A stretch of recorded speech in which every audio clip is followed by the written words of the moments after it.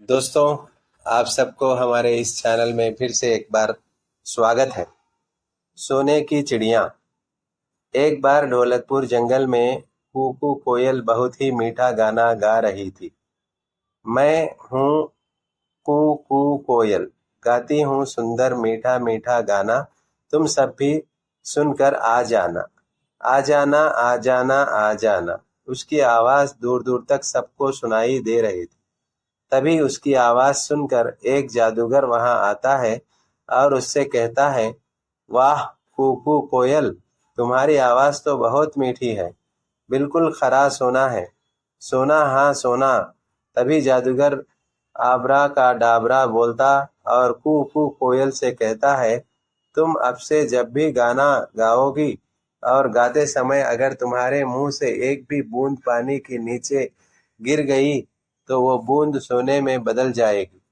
लेकिन तुम्हें एक बात का हमेशा ख्याल रखना होगा कि तुम कभी ऐसे लोगों के सामने नहीं गाना जो तुमको किसी भी तरह से नुकसान पहुंचाएं।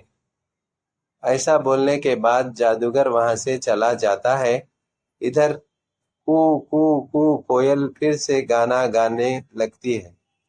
तभी वहां पर चंपा लोमड़ी आती है और वो कू कू कोयल का गाना सुनने लगती है। गाना गाते गाते कूकू कोयल के मुंह से पानी गिरता है। पानी के नीचे गिरते ही वो सोने में बदल जाता है।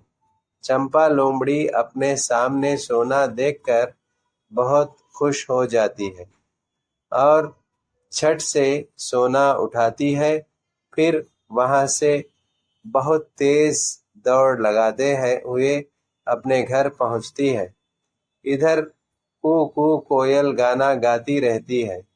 तभी वहां पर एक शिकारी आता है। शिकारी पेड़ के नीचे बैठकर कू कोयल का गाना सुनने लगता है। कू कोयल गाना गा रही थी कि फिर से उसके मुंह से पानी नीचे गिरता है। मुंह का पानी नीचे पहुंचते ही सोने में बदल जाता है। अपने सामने शिकारी सोना देखकर बहुत खुश हो जाता है। वो झट से उसे उठा लेता है। तभी शिकारी फिर देखता है कि ऊपर से पानी की एक और बूंद गिरी जो सोने में बदल गई। शिकारी फिर खुश होता है और उसे भी अपने पास रख लेता है। ऐसे करते हुए कई बूंदें ऊपर से नीचे गिरती हैं जो सोने में बदलती जाती हैं। शिकारी मन में सोचता है कि शायद आसमान से सोने की बारिश हो रही है और ये सोचते हुए वो एक एक करके सोना उठाता जाता है। तभी शिकारी की नजर गाना गा रही कू कोयल पर जाती है और वो देखता है कि ये सोने वाला पानी तो कूकू कोयल के मुंह से निकल रहा है। फिर वो बिना देरी किए कोयल को पकड़ने के बारे में सोचता है, क्योंकि कूकू कोयल को पकड़कर वो बन जाएगा अब बहुत बहुत अमीर। इधर कूकू कोयल गाना गाने में इतना खो जाती है कि उसे इस बात का भी ध्यान नहीं रहता इस बात का भी ध्यान नहीं रहता कि उसके आसपास कौन है। फिर शिकारी बहुत धीरे से अपना जाल फेंकता है और कू कोयल को पकड़ लेता है। जाल में फंसते ही कू कोयल कहती है, धत तेरी की, ये क्या कर बैठी मैं। जादूगर ने कहा भी था मुझसे कि आपने आसपास के लोगों से बच कर रहना।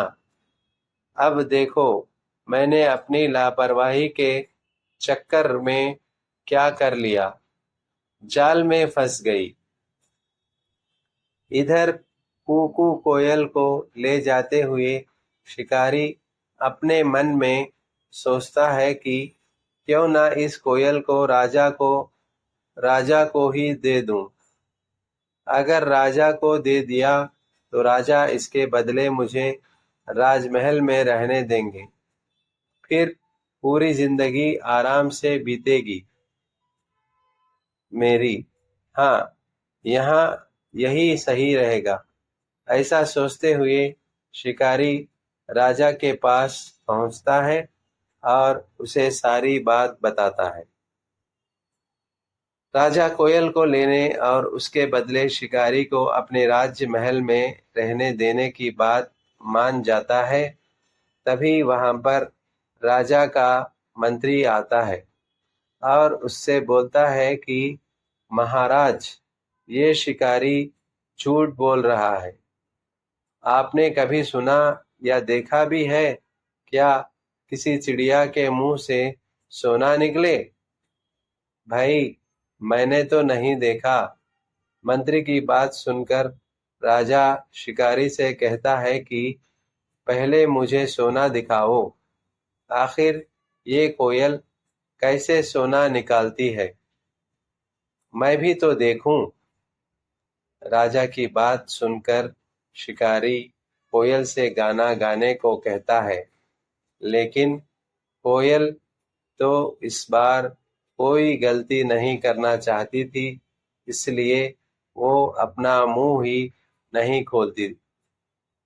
शिकारी के बहुत बार कहने पर भी जब कोयल गाना नहीं गाती, तब राजा को ये सब देखकर गुस्सा आ जाता है और वो अपने सिपाहियों से कहकर कोयल को जाल से निकाल देता है और शिकारी को पकड़ लेता है।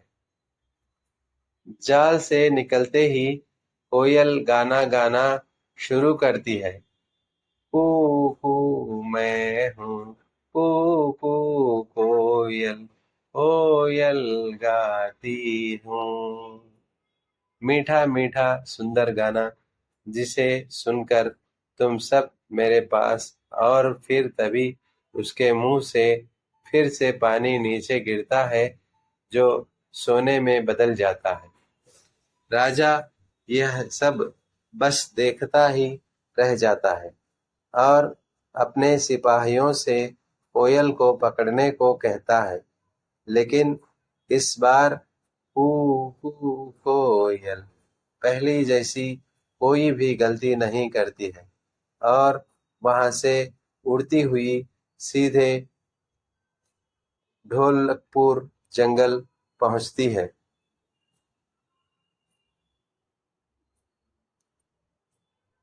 मॉरल ऑफ द स्टोरी, इस कहानी से हमें यह सीख मिलती है कि हमें हमेशा अपने बड़ों की बात माननी चाहिए, साथ ही हमेशा सतर्क भी रहना चाहिए।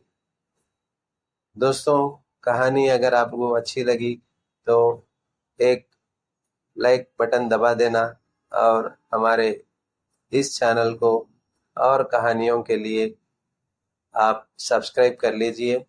धन्यवाद।